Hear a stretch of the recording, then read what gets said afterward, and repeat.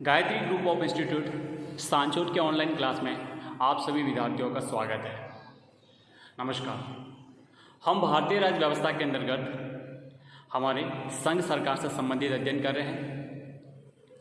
हमने पिछली कक्षा में देखा कि हमारे संविधान के भाग 5 के अंतर्गत अनुच्छेद 52 से 151 तक हमारे संघ सरकार अर्थात केंद्र सरकार का संपूर्ण रूप से उल्लेख किया है और इसी भाग 5 के अंतर्गत हमने कल पिछली कक्षा में अध्याय फर्स्ट भाग 5 के अंतर्गत अध्याय फर्स्ट है जिसमें कार्यपालिका का उल्लेख है। कार्यपालिका का उल्लेख अनुच्छेद 52 से 78। अब इस कार्यपालिका में हमारे राष्ट्रपति, उपराष्ट्रपति, प्रधानमंत्री, मंत्रिपरिषद संपूर्ण कार्यपालिका का पूरा उल्लेख है। हमने उदाहरण के तौर पे कल हमने राष्ट्रपति के बारे में समझा था। आज हम आगे के कई रूप में समझने का प्रयास करेंगे। तो देखिए आप, हमने राष्ट्रपति की क्या अपने पद, उनकी योग्यता, उसके बारे में समझा था। आज हम देखेंगे राष्ट्रपति का निर्वाचन। राष्ट्रपति का निर्वाचन देखिए, हम सभी को पता है कि हमारे भारत में जो संसदात्मक शासन व्यवस्था अपनाई है वो ब्रिटिश संविधान से प्रेरित। ब्रिटिशों से हमने इस संसदात्मक शासन व्यवस्था को स्वीकार किया। अर्थात ये कह सकते हैं कि भारतीय संविधान का जो संसदात्मक शासन व्यवस्था को स्वीकार किया है वो ब्रिटेन से प्रभावित है, वहां से स्वीकार। हमारे भारत में राष्ट्रपति हमारे कार्यपालिका का वैधानिक प्रधान होता है, ठीक है। और हमारे राष्ट्रपति को वही शक्ति प्राप्त है जो ब्रिटिश क्राउन को प्राप्त है, यानी उनकी शक्तियां उनके समकक्ष, ठीक है। तो कल हमने उनकी योग्यताओं के बारे में कि एक राष्ट्रपति को बनने के लिए हमारे भारत में क्या क्या योग्यता होती है, तो आपको मैंने स्पष्ट किया। आज हम देखेंगे कि भारत के राष्ट्रपति का निर्वाचन किस प्रकार से होता है, यानी हमारे राष्ट्रपति का चुनाव जो होता है वो क्या प्रक्रिया है, उसको समझने का हम स्पष्ट करें प्रयास करें। देखिए, आप सभी को पता है कि जो चुनाव होते हैं वो दो प्रकार से होते हैं, एक प्रत्यक्ष, एक अप्रत्यक्ष।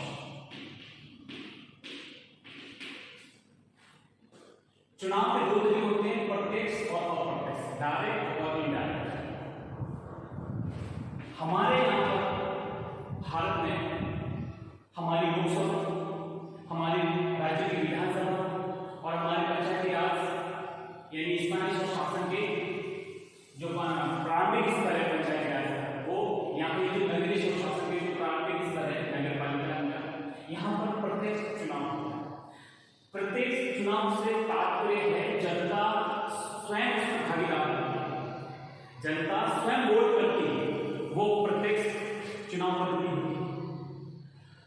एक पद्धति होती है अप्रत्यक्ष, जिसमें जनता स्वयं भाग नहीं लेती है, अपने प्रतिनिधियों को चुनती है और वो प्रतिनिधि फिर आगे किसी को वोट करते हैं, फिर आगे किसी को वोट करते हैं। अब देखिए, जैसे आप देखेंगे हमारे भारत में प्रेसिडेंट यानी राष्ट्रपति, वाइस प्रेसिडेंट यानी उपराष्ट्रपति, हमारी राज्यसभा,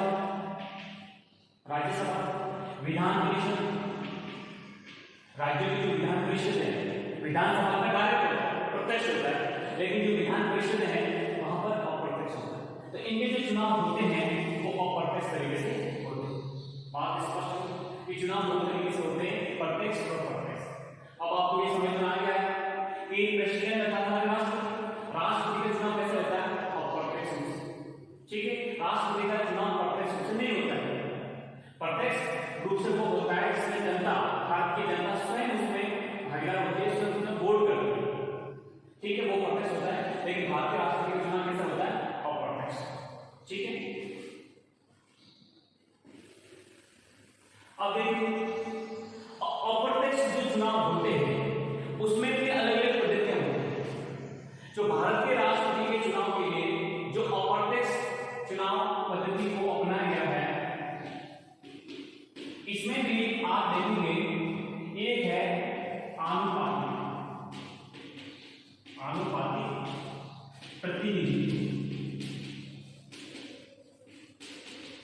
आनुपातिक प्रतिनिधित्व प्रणाली, इसको हेयर प्रणाली के नाम से जाना जाता है। और इसके अंतर्गत भी एक उप प्रणाली आती है, उसमें है कि एकल संक्रमणीय, यहाँ पे इसको आप हस्तांतरणीय भी कह सकते हैं,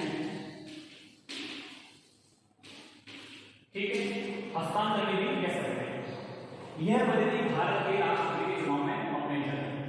देखिए मैंने यहाँ पे स्पष्ट किया है कि भारत के राष्ट्रपति का चुनाव अप्रत्यक्ष से होता है, अप्रत्यक्ष में आनुपातिक प्रतिनिधि अपनाया जाता है, यानी भारत के राष्ट्रपति को चुनने के लिए अनुपात की दृष्टि से बहुत लोगों की पसंद होना चाहिए, ठीक है। इस पद्धति में भी कौन सी चीज अपनाई हमने, एकल संक्रमणीय, क्योंकि इस पद्धति में भी कई सारी और पद्धतियां होती हैं, उसमें से इसको स्वीकार किया कौन सी प्रणाली को, एकल हस्तांतरण कह सकते हैं, एकल संक्रमणीय भी उसको मामूली मिलता है, दोनों एक ही बात, ठीक है। ये पद्धति भारत के राष्ट्रपति के चुनाव में अपनाई जाती है। तो ये भी हमने देखा हमारे चुनाव का तरीका, ठीक है। एक यहाँ पर एक और फैक्टर काम करता है, एक फैक्टर ये काम करता है फेडरल, ये हमारा संघात्मक ढांचा,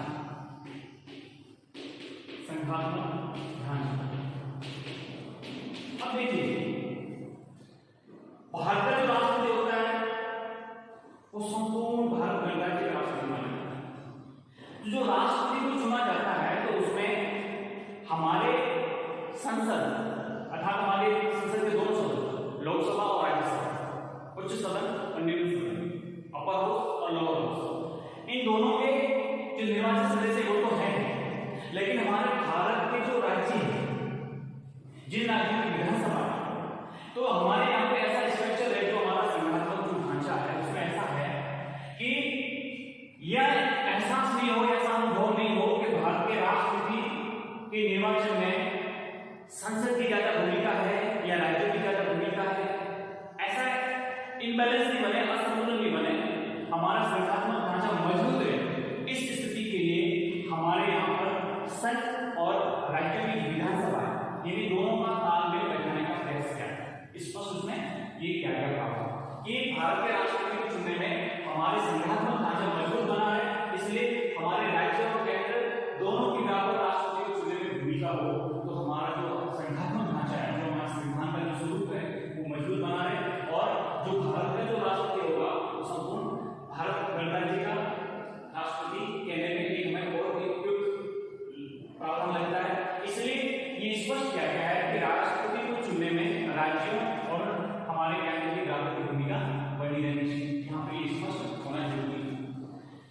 अब देखिए राष्ट्रपति का जो निर्वाचन है, इसमें जो निर्वाचन मंडल है, राष्ट्रपति का जो निर्वाचन मंडल है, यानी राष्ट्रपति को वोट कौन कौन करेंगे, राष्ट्रपति को वोट कौन करेंगे, वो जो निर्वाचन मंडल होता है उसमें सबसे पहले देखते हैं हम संसद। हमारे संसद के दोनों सदन, राज्यसभा और लोकसभा,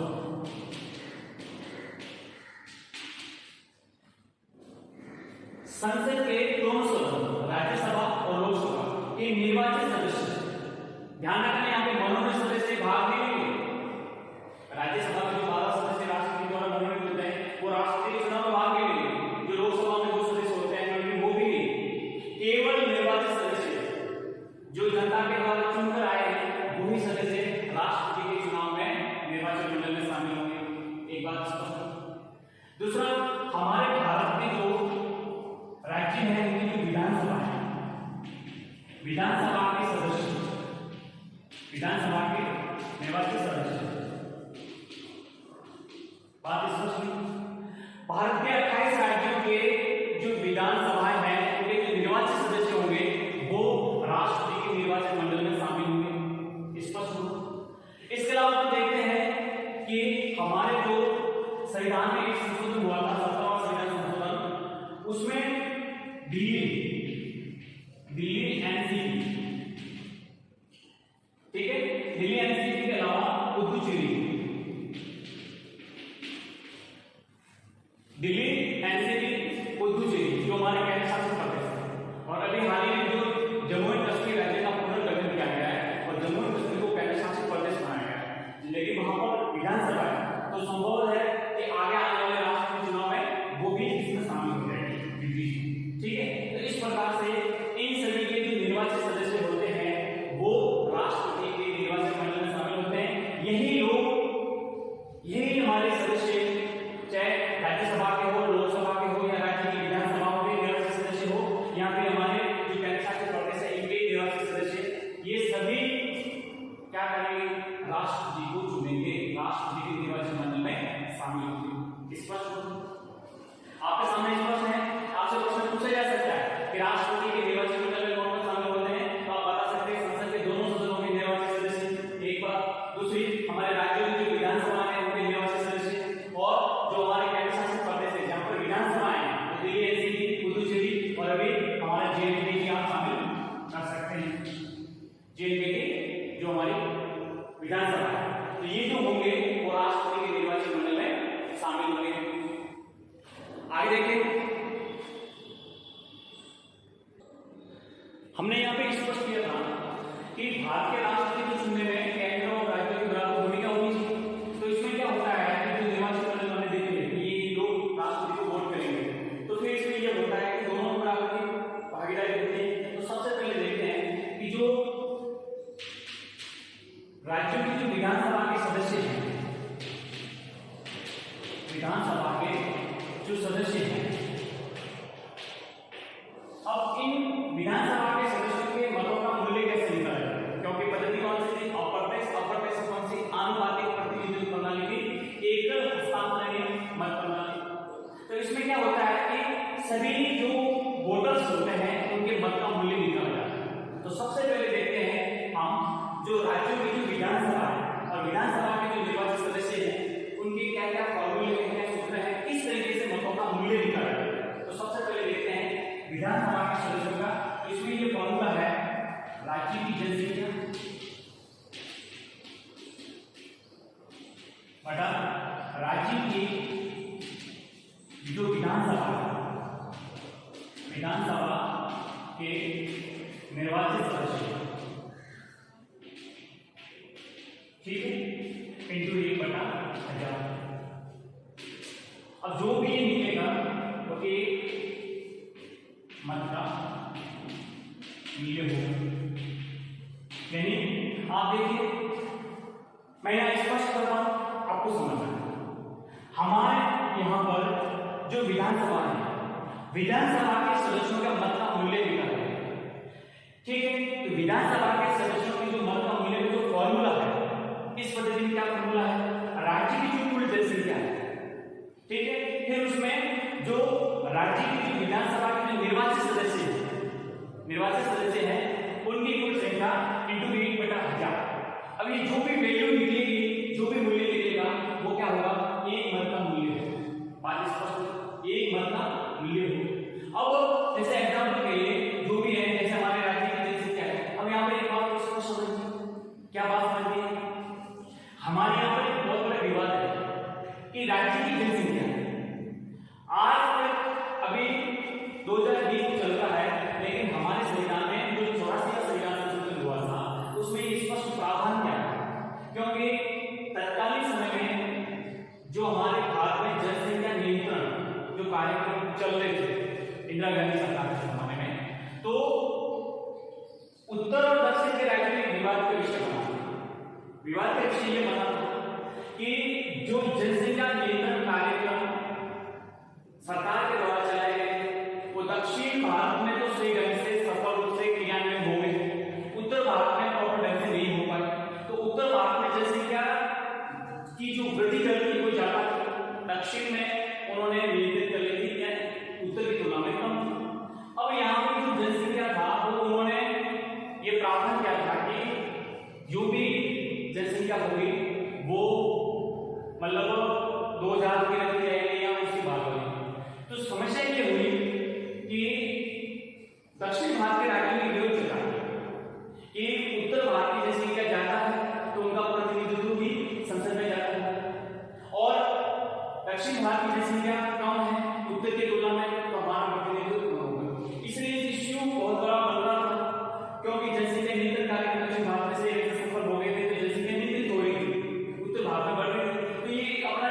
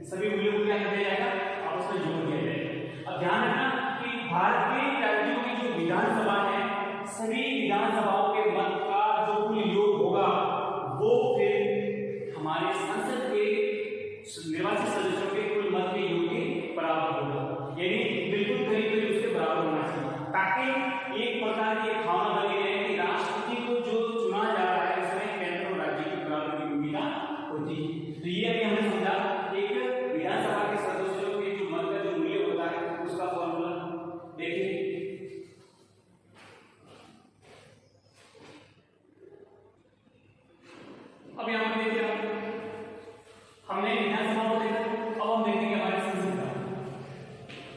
संसद के निर्वाचित सदस्यों के मत का मूल्य, निर्वाचित सदस्य के मत का मूल्य। ठीक है, हमने विधानसभा के निर्वाचित सदस्यों के मत का मूल्य निकाला। अब देखेंगे हमारे संसद के निर्वाचित सदस्यों का मूल्य। अब यहाँ पर क्या करना पड़ेगा हमें, सभी राज्यों के विधानसभा के निर्वाचित सदस्यों के मत का मूल्य बटा संसद के निर्वाचित सदस्य। देखिए ये फॉर्मूला, ये क्या है फॉर्मूला, यानी भारत के सभी राज्यों के विधानसभा के निर्वाचित सदस्यों के कुल मतों का योग, उसमें फिर भाग देंगे इसका संसद के दोनों सदनों के निर्वाचित सदस्य। अब ये जो वैल्यू निकलेगी वो निकलेगी एक सांसद के मत का मूल्य, मत का मूल्य। ठीक है, अब आप देखिए यहां पर हमारे जो राज्यसभा और हमारी लोकसभा, राज्यसभा के जो निर्वाचित सदस्य, राज्यसभा की कुल संख्या है 245 में से 12 सदस्य मनोनीत होते हैं, तो निर्वाचित सदस्य कितने हो गए 233। ठीक, हमारी जो लोकसभा है, लोकसभा के सदस्य हैं 545 में से आप देखेंगे 2 एनुअल में लिए जाते हैं तो 543। ठीक है, अब इनका गणना कीजिए। ये राज्यसभा का उच्च सदन है 233 निर्वाचित सदस्य होंगे, और जो लोकसभा है उसके निर्वाचित सदस्य कितने 543, कुल कितने 576। अब आप देखिए कि सभी राज्यों की विधानसभा के निर्वाचित सदस्यों का मत का जो मूल्य होगा उसमें 576 का भाग देंगे, और भाग देने पर जो वैल्यू आएगी वो क्या होगी, एक सांसद के मत का मूल्य होगा। किसका, एक सांसद के मत का मूल्य होगा। फिर उस सांसद के मत के मूल्य को फिर मल्टीप्लाई किससे किया जाएगा, इनसे किया जाएगा, तो फिर क्या हो जाएगा, सभी सांसदों के मत का मूल्य आ जाएगा। अब ध्यान रखना, सभी सांसदों के मत का जो मूल्य होगा वो, और सभी राज्यों की विधानसभा के निर्वाचित सदस्यों के मत का जो मूल्य होगा वो बराबर का होगा, और यही बराबर हमारे इस राष्ट्रपति के चुनाव में केंद्र और राज्यों की भूमिका को बराबर की भूमिका निभाने का अवसर प्रदान करती है। ये बात हमें पहले समझनी स्पष्ट। यहाँ पर ये स्पष्ट हो गई कि हमने पहले राज्यों का और अभी हमारे संसद के जो भी निर्वाचित सदस्य हैं उनके मत का मूल्य निकालना। अब ये जो वैल्यू होगी वो दोनों की बराबर की होगी। अब देखिए होने के बाद में अब हमारे यहाँ राष्ट्रपति के चुनाव की एक पद्धति है कि राष्ट्रपति को अपना चुनाव में विजय होने के लिए निर्धारित कोटा प्राप्त करना पड़ता है। एक निर्धारित कोटा प्राप्त होगा तो ही वो विजय माना जाएगा, अन्यथा नहीं माना जाएगा। तो उसके लिए क्या फॉर्मूला है देखिए।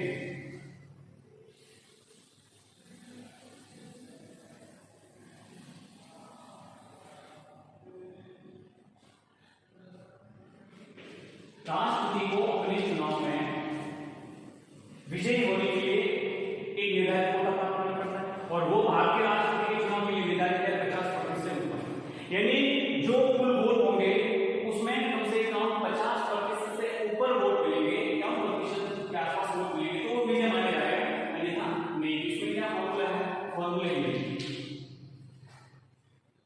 डाले गए कुल वैद्य, ठीक है, कुल वैद्य तथा कुल स्थानों की संख्या, कुल स्थानों की संख्या प्लस 1 और यदि प्लस 1 जो भी होगा वो क्या होगा, आपका होगा। ठीक है, यानी केंद्र और राज्य सिर्फ टोटल जो वैद्य मत होंगे वो, और फिर उसमें कुल स्थानों की संख्या प्रेसिडेंट की राष्ट्रपति, एक राष्ट्रपति के चुनाव, तो फिर 1 + 1 इन 2 का भाग दे देंगे इसमें, और फिर +1 कर देंगे, जो भी कोटा होगी, यानी जो संख्या आएगी इतने कुल जो वोट है प्राप्त करने पर ही भारत का राष्ट्रपति विजयी घोषित होगा, अन्यथा नहीं होगा। तो ये है राष्ट्रपति को चुनाव जीतने के लिए कोटा निर्धारित। बात स्पष्ट हो रही है। अब देखते हैं चुनाव कैसे होता है, चुनाव की क्या प्रक्रिया है वो आप समझिए। देखिए, भारत के राष्ट्रपति के चुनाव की जो आनुपातिक प्रतिनिधित्व प्रणाली अपनाई है, उसमें जो चुनाव होता है वो गुप्त तरीके से होता है, यानी एक बैलेट पेपर मिलता है और बैलेट पेपर जितने भी कैंडिडेट खड़े होते हैं चुनाव लड़ते हैं, भारत के राष्ट्रपति के जो चुनाव लड़ते हैं, राष्ट्रपति पद के जो चुनाव लड़ते हैं, उन उम्मीदवारों के जितने उम्मीदवार होंगे उसी के अनुसार एक बैलेट पेपर तैयार होगा और हर बैलेट पेपर का नाम ध्यान रखना। यहाँ पे इलेक्ट्रॉनिक वोटिंग की तरह यहाँ बटन प्रेस नहीं किया जाएगा, यहाँ पर आपको वरीयता प्रदान करनी पड़ेगी। स्पष्ट समझना, महत्वपूर्ण प्रश्न है। भारत के राष्ट्रपति के चुनाव में जो भी उस निर्वाचन मंडल में संसद सदस्य हैं या राज्य की विधानसभा के सदस्य हैं, वो सभी सदस्य जाएंगे। तो केवल ये नहीं है कि मैं इस पार्टी से संबंधित हूं तो मेरी पार्टी के जो कैंडिडेट है उसको वोट देके आ जाओ तो चल जाएगा, नहीं, वो खारिज हो जाएगा। इसमें क्या होता है कि जो बैलेट पेपर है, बैलेट पेपर में माना कि बैलेट पेपर है A B C D, माना कि 4 उम्मीदवार, ये 4 उम्मीदवार हैं, तो आप जिस पार्टी से हो या आपकी पार्टी ने जिसे समर्थन दिया है, माना कि इसको दिया है, तो यहाँ आकर आप उसको अपना वोट देके आ जाओ, आपका वोट खारिज हो जाएगा। इसमें क्या सिस्टम है, वरीयता प्रणाली, यानी आपकी चॉइस, आपकी प्रेफरेंस इसमें भरनी होगी कि मेरे ये जो 4 उम्मीदवार है, एग्जाम्पल के लिए 4 उम्मीदवार है, तो आपको वोट आपका जो पार्टी का जो उम्मीदवार है उसको तो करना है, साथ में सभी को करना है। वरीयता देनी होगी कि मेरी फर्स्ट प्रेफरेंस किसको है, क्योंकि बी को है। फिर आप केवल बी में एक नंबर भरने के बाद वापस आ जाएगा तो नहीं कि आपका खारिज हो जाएगा बैलेट पेपर। इसमें क्या करना होता है कि आपने माना कि बी को फर्स्ट प्रेफरेंस दे दी, फिर उसके बाद में आपने बी को सेकंड दे दी, फिर इसको एक थर्ड दे दी, उसको फोर्थ दे दी। अगर आपने एक भी कॉलम खाली छोड़ दिया तो आपका मतपत्र बैलेट पेपर खारिज हो जाएगा। आपको जितने कैंडिडेट हैं सबको अपनी प्रेफरेंस देनी होगी, सबको अपनी वरीयता देनी होगी। बात स्पष्ट हुई। इस प्रकार से जो भी सदस्य होंगे, जो भी इस निर्वाचन मंडल में, सभी को इस प्रकार से भरना होगा, ठीक है। किसी एक के आगे अपनी प्रेफरेंस लेके आगे तो फिर वो मतपत्र आपको खारिज माना जाएगा, ठीक है, इस प्रकार से। तो ये एक बैलेट पेपर होता है और बैलेट पेपर के अंतर्गत सभी सदस्यों को अपनी प्रेफरेंस भरते हुए मतदान करना होता है इस प्रणाली के आधार पर। अब देखिए, मैंने आपको एक फॉर्मूला बताया था कि निर्धारित कोटा प्राप्त करना पड़ता है। अब देखिए, टोटल काउंटिंग करते समय होता ये है कि फर्स्ट काउंटिंग में अगर निर्धारित कोटा कोई उम्मीदवार प्राप्त कर लेता है तो उसको विजयी घोषित कर दिया जाता है और वो भारत का राष्ट्रपति बन जाता है। लेकिन कई बार ऐसा होता है कि फर्स्ट राउंड में निर्धारित कोटा प्राप्त नहीं होता है, तो फिर क्या करेंगे, जिसको सबसे ज्यादा कम वोट मिले हैं उसको फिर क्या करेंगे, उसको इस लिस्ट में से निकाल देंगे। जैसे फर्स्ट प्रेफरेंस को मिली है, सेकंड को मिली है, थर्ड को मिली है, फोर्थ को मिली है, लेकिन निर्धारित कोटा प्राप्त नहीं हुआ है, तो फिर इसको क्या करेंगे, हटा देंगे।